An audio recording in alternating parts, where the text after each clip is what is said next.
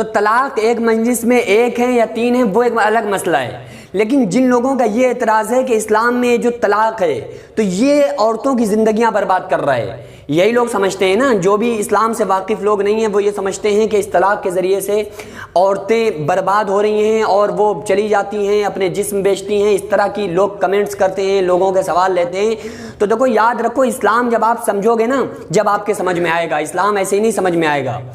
جو یہ اسلام میں جو طلاق ہے نا، اور دھرموں میں طلاق نہیں ہے، ڈیورس نہیں ہے، اسلام میں طلاق جو رکھی گئی ہے اس کے پیچھے بہت بڑی وجہ ہے۔ دیکھو اسلام میں 4 شادیوں کی اجازت ہے، اس کے علاوہ اسلام میں یہ بھی ہے کہ اگر آپ کی پٹری نہیں کھا رہی ہے تو پھر آپ دونوں لوگ، اگر ان کی بیوی شوہر کو نہیں پسند کرتی ہے، شوہر بیوی کو نہیں پسند کرتی ہے، تو پھر ایک دوسرے سے ڈیورس لے لو، طلاق لے کے الگ ہو جاؤ۔ تمہیں جس کے ساتھ رہنا ہو اس کے ساتھ رہو، تمہیں جس کے ساتھ زندگی بسر کرنا ہو اس کے ساتھ کر لو۔ بھائی عام طور سے ہوتا ہے نا کہ شادی ہوئی اور شادی کے بعد جانتے نہیں تھے، رشتہ کرایا، 1 مہینے کے اندر چٹ منگنی پٹ بیاہ کر دیا۔ اب ان کی فیملی ان کو نہیں جانتی تھی، وہ لڑکا لڑکی کو نہیں جانتا تھا، لڑکی لڑکے کو نہیں جانتی تھی۔ تو اب ظاہر سی بات ہے جب انہوں نے سمجھنا شروع کیا تو اب کیا ہوگا؟ اب ظاہر سی بات ہے کہ یار لڑائی ہوگی، دنگے ہوں گے، لڑکا لڑکی کو نہیں سمجھ پا رہا ہے، لڑکی لڑکے کو نہیں نبھا پا رہی ہے، تو اب کیا کریں گے؟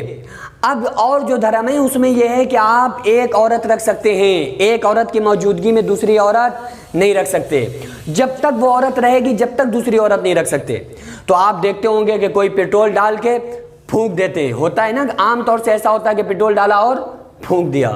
اور مٹی تیل ڈال کے جلا دیا، زہر دے کے مار دیا، اور اس کے بعد میں ان کی پولیں کھل رہی ہوتی ہیں کہ دوسری لڑکی سے شادی کرنے کے لیے انہوں نے اپنی پتنی کو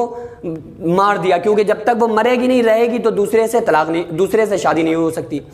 تو اسلام نے عورتوں کو اس سے بچایا ہے، عورتوں کے اوپر ظلم و ستم سے اسلام نے بچایا ہے طلاق کے ذریعے سے۔ نہیں پٹری کھا رہی الگ ہو جاؤ، لیکن ایک دوسرے کو مارو مت۔ جو مار مار کے عورتیں کڑ کڑ کے بالکل ٹھکڑا ہو رہی ہیں نا، لوگ کہتے ہیں عورتیں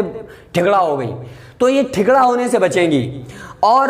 پھر وہ اپنی زندگی ان کو جینے کا ادھیکار ہے۔ لوگ کس طرح سے گھماتے ہیں کہ اسلام میں اپنی زندگی عورتوں کو جینے کا حق نہیں ہے۔ اسلام میں اپنی زندگی عورتوں کو جینے کا حق ہے، جبھی تو طلاق ہے کہ بھائی اگر نئی پٹری کھا رہی ہے الگ ہو جاؤ، لیکن اپنی بیویوں کو آگ مت لگاؤ، ان کو جلا کے راکھ مت کرو، ان کے مرڈر اور قتل مت کرو۔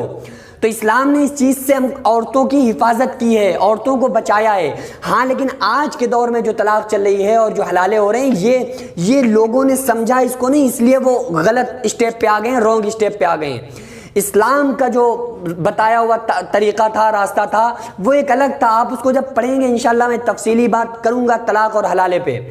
بہرحال میں یہ بس آپ کو بتا دوں کہ یہ جو طلاق اسلام میں ہے وہ صرف اس وجہ سے ہے تاکہ وہ لوگ جو اپنی عورتوں کو جلا دیتے ہیں، زہر دے کے مار دیتے ہیں، تاکہ وہ دوسری عورتوں سے وہ نکاح کر سکیں۔ تو اسلام نے عورتوں کو اس جلنے سے بچایا ہے، زہر پینے سے، مرنے سے بچایا ہے، اور ڈیورس رکھ دی کہ بھائی نئی پٹری کھا رہی ہے، طلاق لے لو، الگ ہو جاؤ، مرد اپنی زندگی جی لے اور عورت اپنی زندگی جی لے، ورنہ پھر آپ دیکھ لیں